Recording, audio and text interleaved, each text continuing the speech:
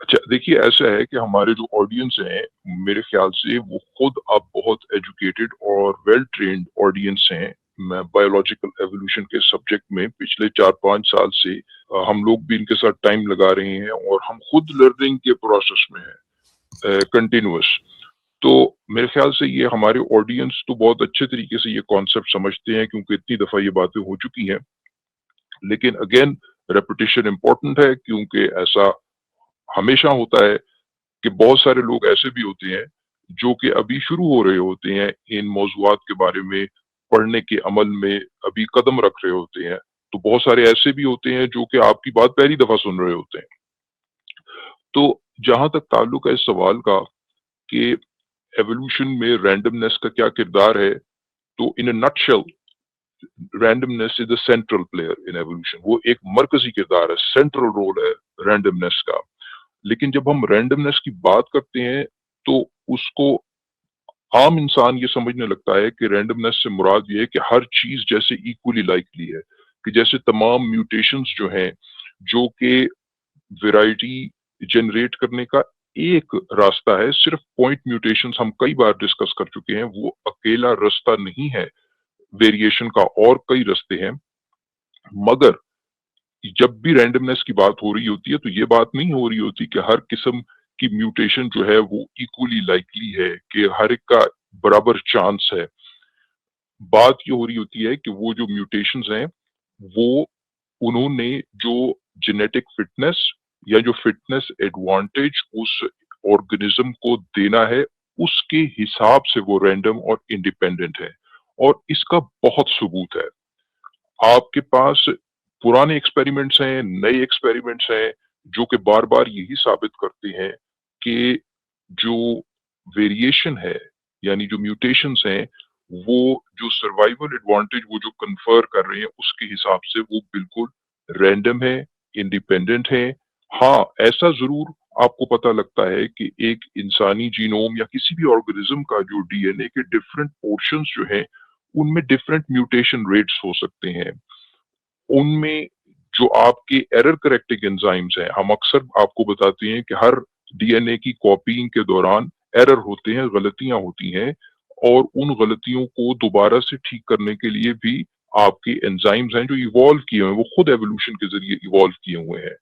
वो डीएनए के मुख्तलिफ पोर्शंस पे समझें कि मुख्तलिफ एक्यूरेसी से काम करते हैं। तो ऐसा हो सकता है कि डीएनए के डिफरेंट पोर्शंस जो हैं, वो डिफरेंट रेट्स पर म्यूटेट करने की कैपेसिटी इस वजह से रखते हैं कि उन पर एरर करेक्टिंग चेक जो है, उसकी इंटेंसिटी मुख्तलिफ है।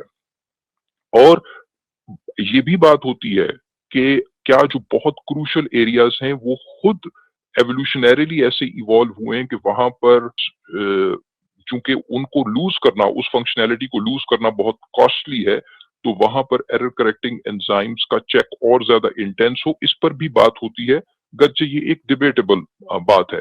मगर पॉइंट ये है कि लार्जली जो एविडेंस है एवोल्यूशनरी बायोलॉजी में, वो कंसिस्टेंट है इस चीज़ से कि जो म्यूटेशंस हैं, वो सर्वाइवल एडवांटेज जो वो कन्फर कर रही हैं, उसके हिसाब से वो हादसा है, रैंडमनेस है, बिल्कुल हादसा है। इसमें मैं सिर्फ इस चीज़ को स्ट्रेस करना चाहता हूँ कि जब कभी क्रिएशनिस्ट ऐसे एक फ़ॉल्स डाइकोटोमी क्रिएट करके आपके सामने ऐसे शो करने की कोशिश करें कि एज़ इफ हादसा बड़ी एब्सर्ड सी चीज़ है, तो कहीं ऐसा ना हो कि आप लोग उस सवाल के फ्रेम करने की वजह से आपको लगे कि नहीं, नहीं, नहीं, हम तो हादसे की बात नहीं करेंगे, नहीं, जो है सो है।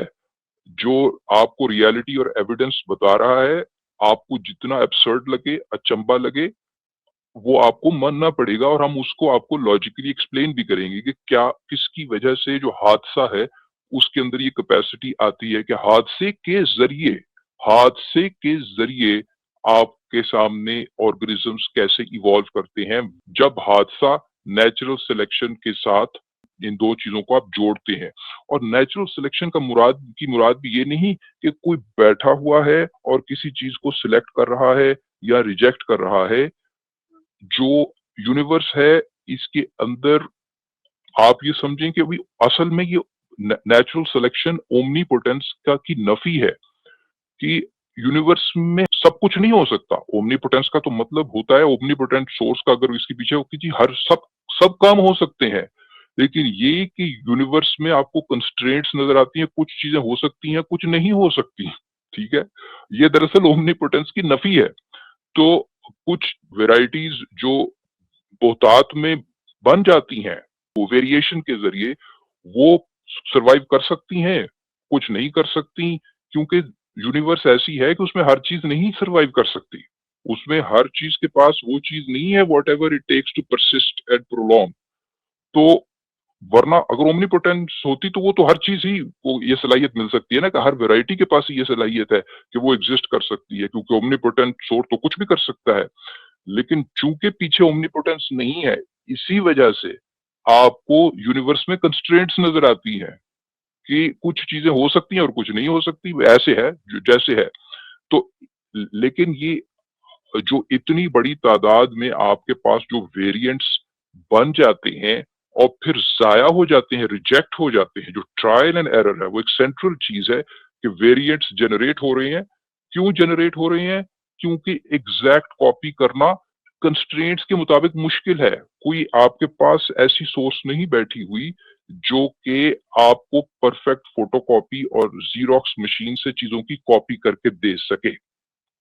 जो कि शुरू में सारी चीज़ों के परफेक्ट डिज़ाइन को इंस्टेंशिएट कर दे और फिर उन्हीं की कॉपीज़ आगे करे। क्योंकि आपके पास कोई ऐसी सोर्स नहीं है यूनिवर्स की के पीछे कोई ऐसी कार फरमा नहीं है सोर्स जिसके पास ये काबिलियत हो कि वो परफेक्ट तरीके से हर चीज़ को बना के और ब उन फिर उसके बाद उनकी परफेक्ट कॉपीज़ करे।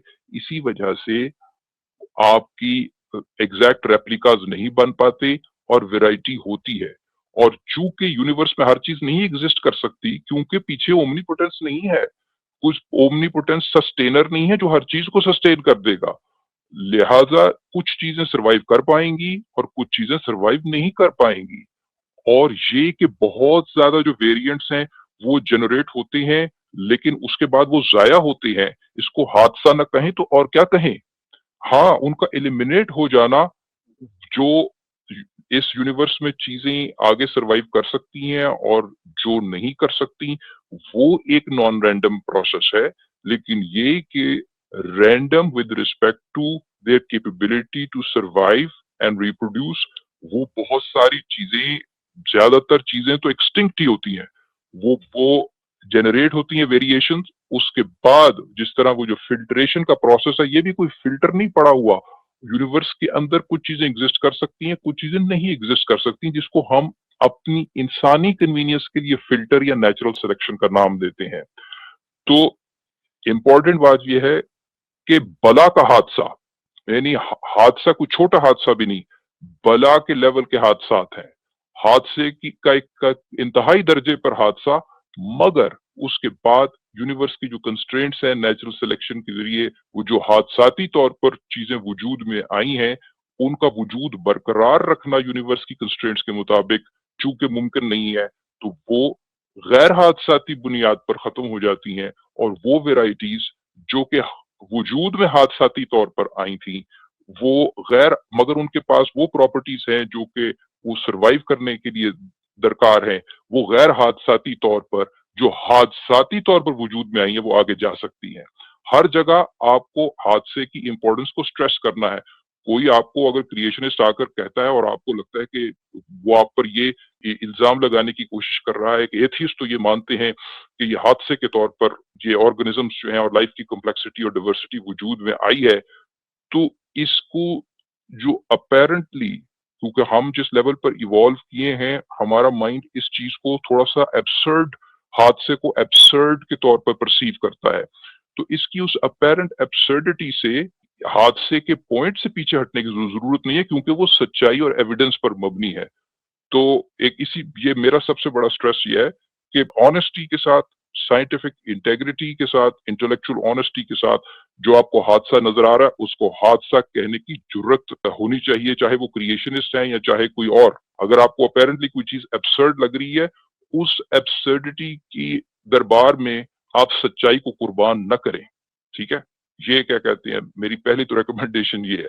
और ज़ाहिर-सी बात है कि हादसा जो चीजें हादसा में रिपीट कर रहा हूँ, जो चीजें, जो वेराइटीज, जो तगय्युरात, जो तब्दीलियां हादसाती तौर पर वकू पजीर हो रही हैं, और हादसाती तौर पे वकू पजीर होने का मतलब ये है कि वो रैंडम है with respect to the survival advantage. Of course ये कोई नहीं कह रहा कि हर किस्म की म्यूटेशन इक्वली लाइकली है और उसका बराबर का चांस है। उसमें भी आपकी कंस्ट्रेंट्स हैं कि कौन सी म्यूटेशन जो है वो ज्यादा लाइकली है, कौन सी नहीं है, लेकिन ये इंडिपेंडेंट है कि उन्होंने आपको सर्वाइवल एडवांटेज क्या देना है। ठीक हो गई बात? एक तो ये पहला पॉइंट था। दूसरा पॉइंट ये है कि मोमो, अगर आप ले आए वो टूर्नामेंट की एग्जांपल, मोमो ने बड़े अच्छे तरीके से इस जी। टूर्नामेंट की एग्जांपल को बयान किया था। कौन सी वाली? जो विंबलडन का जो ड्रॉ है, अच्छा played out okay. Draw from last year, I will do that right now. This is public. Wimbledon की वेबसाइट पे आप पब्लिकली आपको अवेलेबल है, ये कोई कॉन्फिडेंशियल इंफॉर्मेशन नहीं है, तो आप वैसे ये भी ले। जाकर, हाँ जी, मैं भी जरा इसको मैक्सिमाइज कर लूँ। तो ये जो एग्जाम्पल मोमो ने टूर्नामेंट की दी थी, ये कई दफा हम पहले डिस्कस कर चुके हैं। इसमें बुनियादी तौर पर एक पॉइंट जो कि स्ट्रेस करना अगेन जरूरी है कि हम भी आपको एग्जाम्पल क्यों टूर्नामेंट की देते हैं अक्सर, वो हम इस वजह से देते हैं, और एवोल्यूशन के तनाजुर में ये क्यों एक अच्छी एग्जाम्पल है, वो इस वजह से कि आपको ये कहा जा रहा होता है कि अगर ये जो मैचेस हो रहे हैं, अगर इनका फैसला सिर्फ रैंडम कॉइन टॉस की बुनियाद पर हो तो सूरत हाल क्या निकलेगी। ठीक है, ये नहीं कि ये खेल रहे हैं आपस में, असल में तो उन्होंने खेला है, लेकिन हम आपको एक एक्सपेरिमेंट इमेजिन करने के लिए कह रहे हैं कि एक ऐसा एक्सपेरिमेंट करें कि जिसमें ये जो प्लेयर्स हैं, इनकी ये जो शुरू में पेयरिंग हुई है, मैं अभी टूर्नामेंट भी, जो एलिमिनेशन राउंड का टूर्नामेंट होता है, अगर वैसे तो ऑब्वियस सी बात है, लोग स्पोर्ट्स को फॉलो करते ही होंगे, उसको भी एक्सप्लेन कर दूंगा, लेकिन पॉइंट ये हो रहा है कि ये जो तमाम मैचेस हैं, ये मैच नहीं हो रहे। फर्ज करें इनका फैसला सिर्फ कॉइन टॉस के जरिए होना है, ये एक्सपेरिमेंट है जिसको आपने अपने जहन में रखना है। ठीक है जी, तो आप, यानी क्या हर मैच का फैसला किसी प्लेयर की परफॉर्मेंस की बुनियाद पर नहीं हो रहा, हादसे की बुनियाद पर हो रहा है। ये मैं स्ट्रेस करना चाहता हूँ पॉइंट, कि हम आपको एक ऐसा एक्सपेरिमेंट इमेजिन करने के लिए कह रहे हैं जो कि आप कर सकते हैं, जो कि हर कोई कर सकता है, ये कोई हाइपोथेटिकल एक्सपेरिमेंट नहीं है। हर कोई इस एक्सपेरिमेंट को कर सकता है कि ऐसा टूर्नामेंट वो बनाए कि जिसमें हर मैच का फैसला, हर एनकाउंटर का फैसला हादसे की बुनियाद पर होना है। ठीक है, 50-50 चांस की बुनियाद पर होना है। अच्छा जी, मैं आता हूं इस पर वापस। तो ये जो एलिमिनेशन राउंड्स वाले टूर्नामेंट होते हैं, जैसे कि किसी भी ग्रैंड स्लैम टूर्नामेंट में, इंडिविजुअल स्पोर्ट में, टीम स्पोर्ट में भी हो सकते हैं, लेकिन टीम स्पोर्ट में चूंकि टीम्स लिमिटेड होती हैं, तो वो ये चीज उस तरीके से सामने खुल के आती नहीं। तो ये जो इंडिविजुअल स्पोर्ट इवेंट है, जैसा कि टेनिस, उसके जो ग्रैंड स्लैम टूर्नामेंट्स हैं, जो बड़े टूर्नामेंट हैं, जैसे विंबलडन है, आपका यूएस ओपन है, फ्रेंच ओपन है, ऑस्ट्रेलियन ओपन है, ये आपके 4 ग्रैंड स्लैम होते हैं टेनिस में। इसी तरह दूसरी स्पोर्ट्स में भी होंगे। तो इसमें शुरू में 128 जो प्लेयर्स हैं वो पार्टिसिपेट करते हैं। ये एक 7 राउंड टूर्नामेंट होता है। ठीक है, हर राउंड जो है वो इसका एलिमिनेशन राउंड होता है। 128 प्लेयर्स जो हैं वो पार्टिसिपेट करते हैं, और शुरू में इनके ड्रॉज निकाले जाते हैं। वो ड्रॉज ऐसे होते हैं कि मैच, चूंकि मैचेस को लोग इंटरेस्टिंग बनाना चाहते हैं, तो वो चाहते हैं कि जी अच्छे प्लेयर जो हैं वो शुरू में एलिमिनेट ना हो जाएं। तो आम तौर पर जो टॉप सीड प्लेयर होता है, वो सेकंड नंबर के प्लेयर से नहीं खेलता, बल्कि वो एक लोअर रैंकिंग के प्लेयर से खेलता है। ये मैं आपको इनिशियल ड्रॉज बता रहा हूँ किसी टूर्नामेंट के अंदर।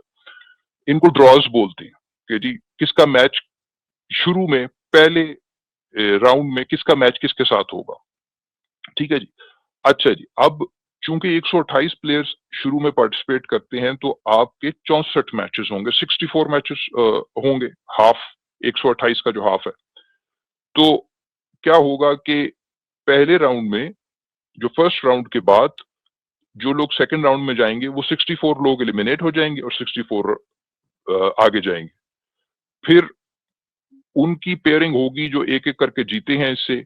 तो फिर उसके बाद ये जो 64 जो प्लेयर्स रह जाएंगे, उनके आपस में 32 मैच होंगे, और 32 आगे चले जाएंगे, 32 इस राउंड से एलिमिनेट हो जाएंगे, वगैरह वगैरह। हर राउंड पे एलिमिनेट होते होते फिर आपके 16 रह जाएंगे, फिर 8 रह जाएंगे।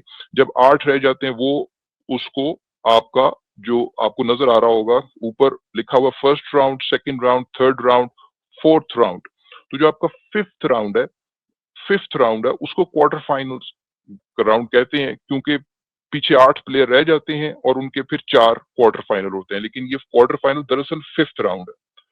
उसके बाद जो सिक्स्थ राउंड है वो जाहिर बात है सेमीफाइनल है, जिसमें 4 प्लेयर्स रह जाते हैं और 2 मैच होने होते हैं, 2 सेमीफाइनल होने होते हैं। और फिर जो सेवंथ राउंड है वो फाइनल का राउंड है। तो this is a 7 round tournament. ठीक हो गया, इसमें तो किसी को कोई शक नहीं हो रहना चाहिए। और आप ये समझ सकते हैं कि चूंकि अगर इस तरीके का एलिमिनेशन राउंड का टूर्नामेंट है, जितने राउंड्स आप रखना चाहेंगे, 2 की पावर दैट उतने नंबर ऑफ प्लेयर्स आपको चाहिए, क्योंकि एंड में आपने एक प्लेयर रखना है। तो इस वजह से ये किसी वजह से 128 प्लेयर थे, क्योंकि 7 राउंड में फैसला करना है, तो 2 की पावर 7 जो है, 2 को 7 दफा आपस में मल्टीप्लाई करें तो 128 ही आता है। तो अगर आपको 8 राउंड टूर्नामेंट बनाना होगा, तो जाहिर बात है कि आपको 256 प्लेयर से स्टार्ट करना पड़ेगा, 256। अगर 9 राउंड बनाना होगा तो 512। अगर 10 राउंड बनाना होगा तो 1024, 1024, 2 की power 10, just to get this basic idea across के what is an elimination round tournament. ठीक हो गया। अब ये बात तो अब मेरे ख्याल से हर एक को क्लियर हो गई होगी। पॉइंट पे अब वापस आते हैं हादसे की तरफ। फर्ज करें एक्चुअल मैच इनमें से कोई भी ना हो और हर मैच का फैसला एक कॉइन टॉस की बुनियाद पर हो।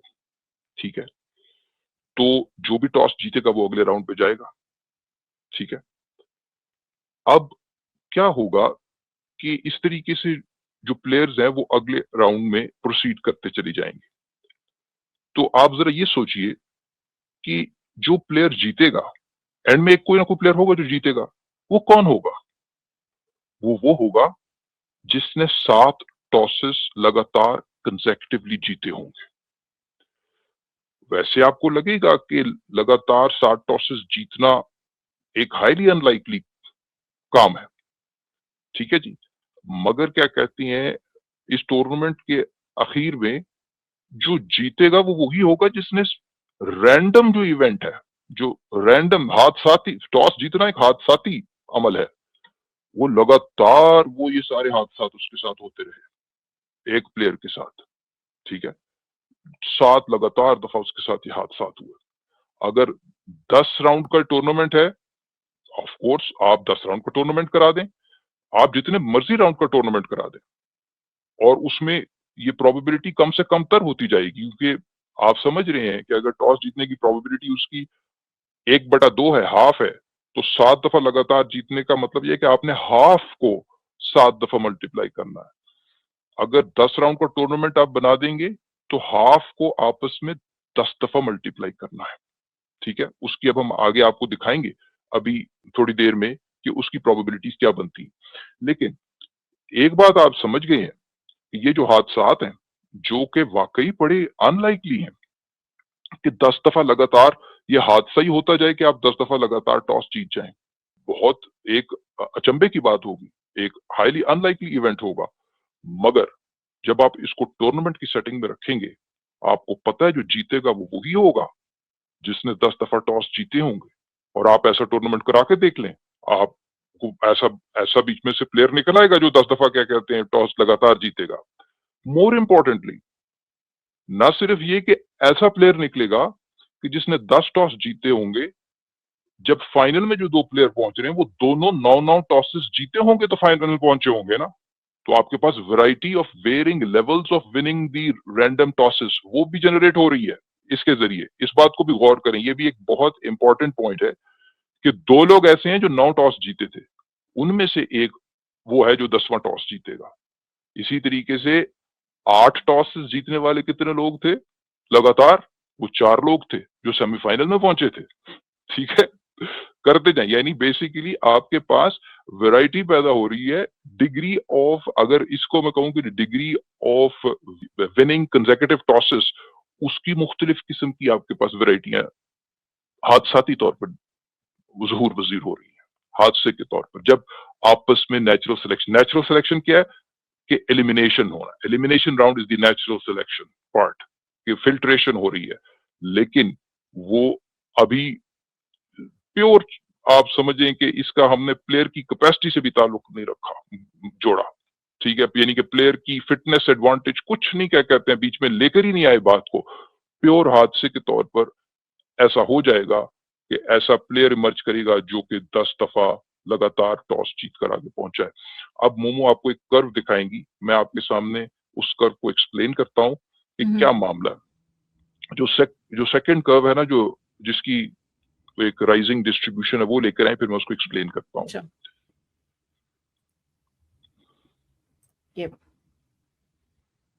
जी, इसको जरा बड़ा कर लें।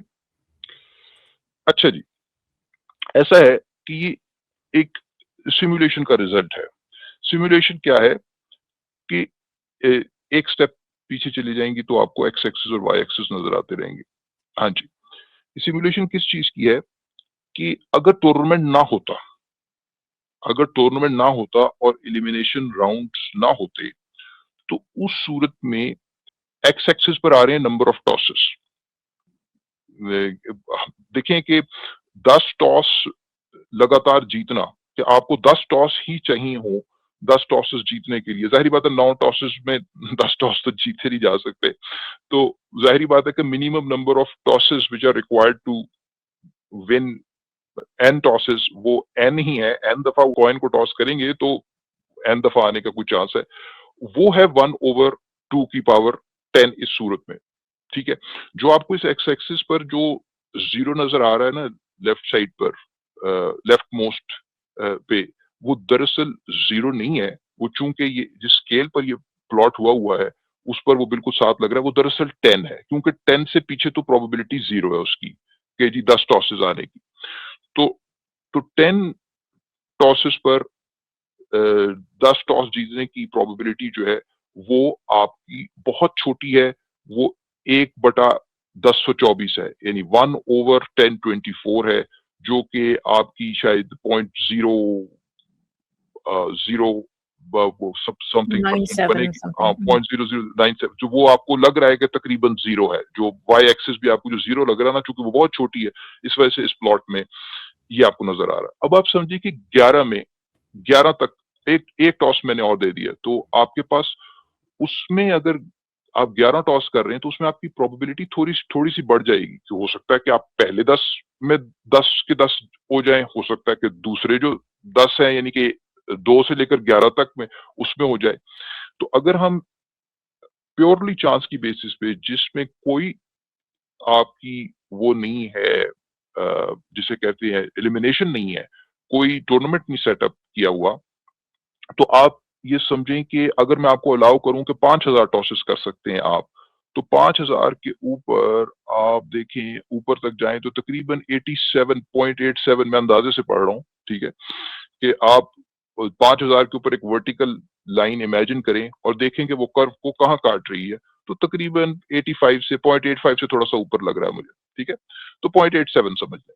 तो आपकी 87% प्रोबेबिलिटी है कि 5000 टॉसेस तक ऐसी सिचुएशन हो सकती है कि आप 10 टॉस लगातार जीत जाएं, ठीक है, 80 विद 87 प्रोबेबिलिटी। यानी जितने ज्यादा टॉसेस करेंगे उतनी ज्यादा लाइक्लीहुड आपकी बढ़ती जाएगी कि आप कभी ना कभी तो 10 लगातार टॉस जीतेंगे।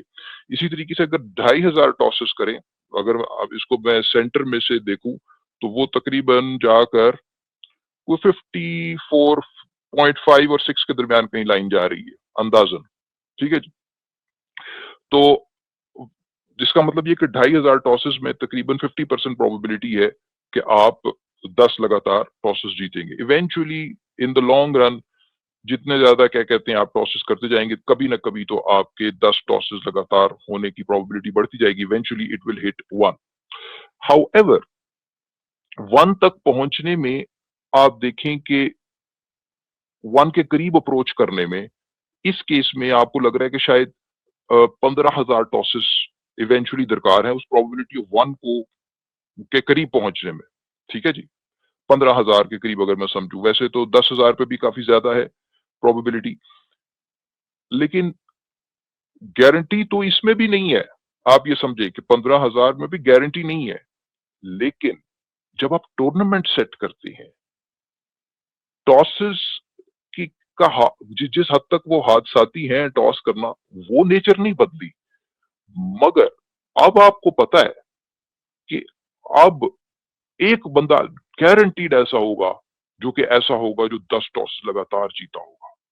तो that is the combined power of हादसा एंड नेचुरल सिलेक्शन। ठीक है, ये सिर्फ सिलेक्शन की पावर नहीं, ये सिर्फ हादसे की ताकत नहीं, लेकिन दोनों की क्या कहते हैं ताकत है। ठीक है, मैन ऑफ द मैच आपने इस गेम में किसको कहना है? हादसा होगा तो नेचुरल सिलेक्शन उस पर काम करेगी। तो लिहाजा हादसा पहली शर्त है, क्योंकि हादसा नहीं होगा तो नेचुरल सिलेक्शन भी नहीं है। इस बात पर सोचें। यानी फिल्ट्रेशन एक इंपॉर्टेंट प्रोसेस है, लेकिन अगर हादसा नहीं होगा तो फिल्ट्रेशन का मतलब ही कुछ नहीं है। फिल्ट्रेशन का मतलब ही तब है जब आपके पास हादसा हो रहा है। तो लिहाजा आपको हादसे को एक बुनियादी और प्राइमरी इंपॉर्टेंस देनी पड़ेगी। हाँ, अकेला हादसा आपको ये मुश्किलात सामने आएंगी, क्योंकि बहुत ज्यादा एक्सपेरिमेंट्स करने पड़ेंगे, तब हो सकता है कि प्रोबेबिलिटी बढ़े। वो भी हम गारंटी से नहीं कह सकते कि जी 99% प्रोबेबिलिटी भी है, इसका मतलब कुछ तो प्रोबेबिलिटी है कि ऐसा ना हो, इवन 10,000 15,000 टॉसेस में भी।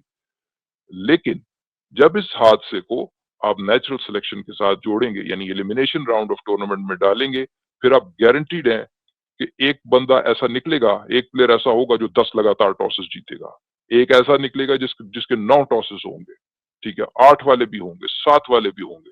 तो आपके पास in the absence of elimination round, in the absence of natural selection, जो चीजें बहुत अनलाइकली हैं और जिनके बारे में गारंटी से बात नहीं की जा सकती, जब आपकी फिल्ट्रेशन प्रोसेस साथ लगे तो आपके पास ये मैथमेटिकल गारंटीज आ रही हैं। तो इस पर गौर करें कि ये दोनों चीजों का बहुत रोल है। बाकी ये बात कि जो एवोल्यूशन की जो स्टोरी है, वो आपको यही बता रही है कि इसके पीछे कोई ऐसी सोर्स नहीं हो सकती कि जिसके पास आने वाले वक्त का मुकम्मल इल्म हो, जिसके पास फोरसाइट हो। ये प्योरली ट्रायल एंड एरर है, और ट्रायल एंड एरर हर हर उस प्रॉपर्टी की नफी है जिसमें अलीम होना, जिसमें खबीर होना, चीजों की खबर होना, जिसमें कादिर होना, कदीर होना, मुतलकुल यानी कि मुतलक ताकत रखना, ओमनीपोटेंस होना।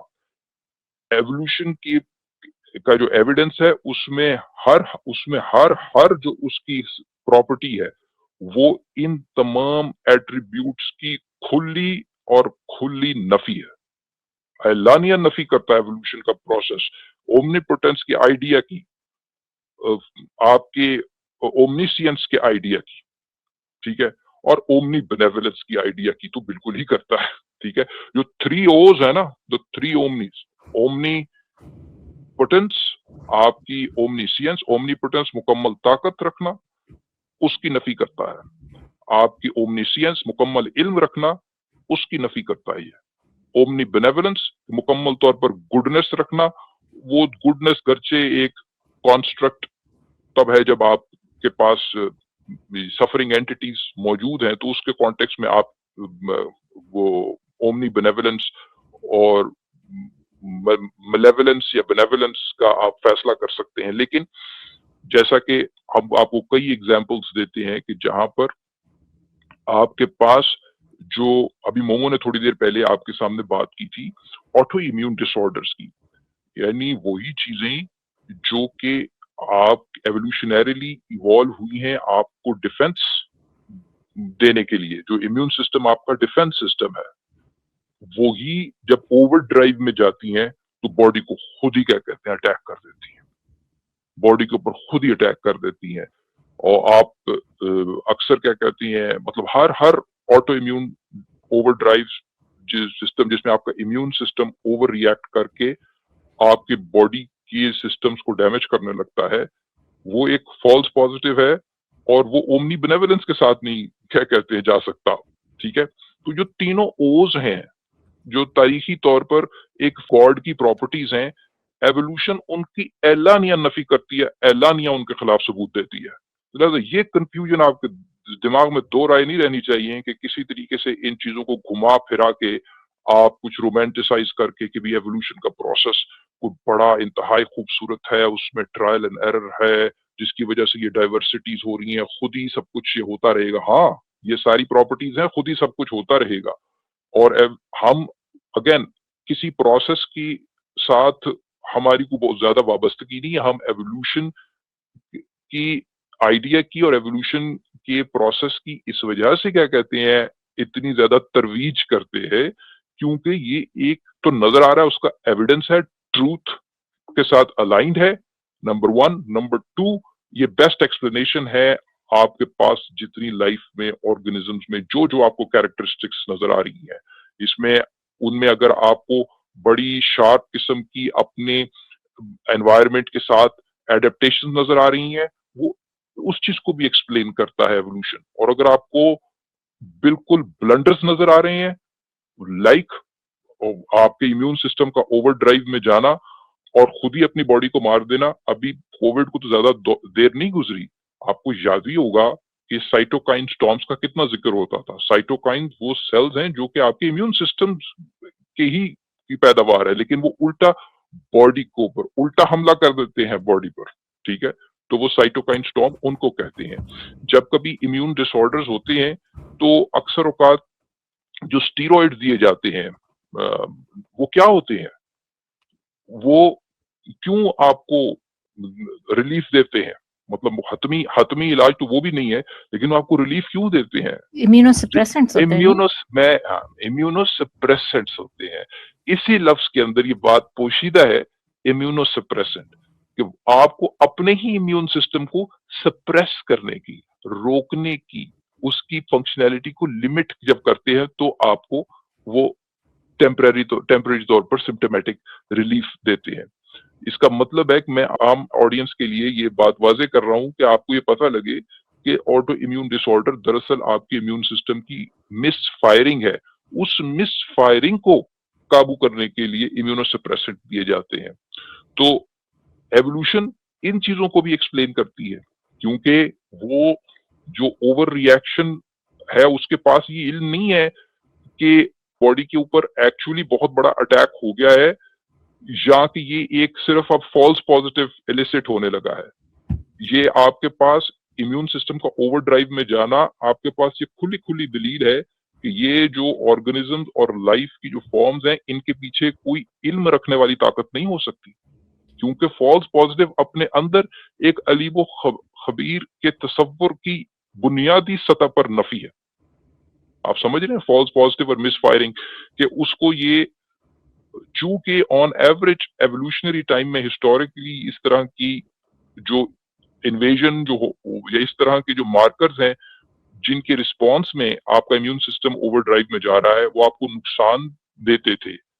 अब वो किसी भी चीज के लिए वो काम कर रहा है जो उसके लिए नॉवल सिचुएशन है, वो उसकी आप समझें कि ओवरड्राइव में जाकर तो एज अ कॉन्सिक्वेंस अपनी ही बॉडी को नुकसान पहुंचाना शुरू कर देता है। वो बुनियादी जो लुबे लुबाब है वो ये है कि आपके पास ये बहुत ज्यादा सबूत है एवोल्यूशन के अंदर के जो वेरिएशंस हैं वो इस लिहाज से हादसाती हैं कि वो उन्होंने सर्वाइवल एडवांटेज क्या देना है, हादसे का कलीदी रोल है।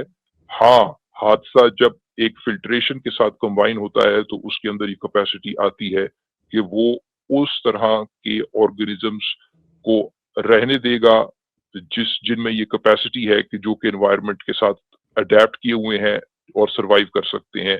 और एक बहुत बड़ी तादाद उन वेरिएशन के ऑर्गेनिज्म की वो फना का शिकार है, वो हर वक्त फना का शिकार है। एक बहुत बड़ी तादाद के फना होने के बाद आपके पास ये अपेरेंट एक किस्म की वो आप हाईली अडेप्टेड फॉर्म्स आपको नजर आ रही हैं। तो इसको हादसा ना कहें तो और क्या कहें, हादसा जमा नेचुरल सिलेक्शन, ये एवोल्यूशन है। अभी हमने ड्रिफ्ट के की तो बात की नहीं, जो दूसरी एवोल्यूशनरी फैक्टर्स हैं। नेचुरल सिलेक्शन कोई अकेला फैक्टर नहीं है, जाहिर बात है कि हम इससे वाकिफ हैं, हम ड्रिफ्ट की भी बात कर चुके हुए हैं। लेकिन पॉइंट ये है कि इस बात को क्लैरिफाई करना कि बहुत ज्यादा क्रिएशनिस्ट के सवालों को इम्पोर्टेंस इस वजह से देने की जरूरत नहीं है क्योंकि वो फ्रेम इस वजह से किए गए हैं कि आपको शायद कुछ किसी अपेरेंट एब्सर्डिटी की तरफ इशारा देकर तो आपको कोई कंफ्यूज किया जाए। अगर आप पढ़ेंगे इसको, पढ़ने के बाद कि भाई हादसे का एक सेंट्रल रोल है, उसको एक्नॉलेज करना चाहिए। हाँ, उसके बाद उसके साथ फिल्ट्रेशन का, नेचुरल सिलेक्शन का भी रोल है। हादसा नहीं होगा तो नेचुरल सिलेक्शन भी नहीं होगी। ठीक है जी? ये ऐसे ही है कि जो मैं एक पैरेलल एक मिसाल दे रहा हूँ कि बहुत सारे लोग जो है वो एपिजेनेटिक्स के बारे में बहुत बात करते हैं कि जी एपिजेनेटिक्स की वजह से जेनेटिक्स की इंपॉर्टेंस को कम हो गई है। नहीं भाई, जेनेटिक्स नहीं होगी तो एपिजेनेटिक्स का भी कोई मतलब नहीं है। एपिजिनोमिक फैक्टर्स के अंदर वेरिएशन की इंपॉर्टेंस तभी है क्योंकि वो जीन के एक्सप्रेशन को ऑल्टर कर रहे हैं। तो जीन्स होंगी, उनके एक्सप्रेशंस होंगे, उनके एक्सप्रेशन में वेरिएशन की कैपेसिटी होगी और वो कॉन्सिक्वेंशियल होंगी। जीन्स अगर कॉन्सिक्वेंशियल हैं, इसी वजह से एपिजेनेटिक वेरिएशन की इंपॉर्टेंस है क्योंकि अगर जीन कॉन्सिक्वेंशियल नहीं है तो फिर एपिजेनेटिक्स की वेरिएशन का भी कोई मतलब नहीं है। एक पैरेलल मैं बात कर रहा हूँ, बात मुख्तलिफ है लेकिन एक मिसाल के तौर पर एनालॉजी दे रहा हूँ कि जिस तरीके से जीन्स होंगी तो एपिजेनेटिक्स का कोई कोई इंपॉर्टेंस है। हादसा होगा, वेरिएशन होगी तो नेचुरल सिलेक्शन की कोई इंपॉर्टेंस है। अपने अंदर नेचुरल सिलेक्शन की भी कोई इंपॉर्टेंस नहीं है अगर हादसात नहीं हो रहे। तो मेरे ख्याल से अब हम कंक्लूड कर सकते हैं इस डिस्कशन को।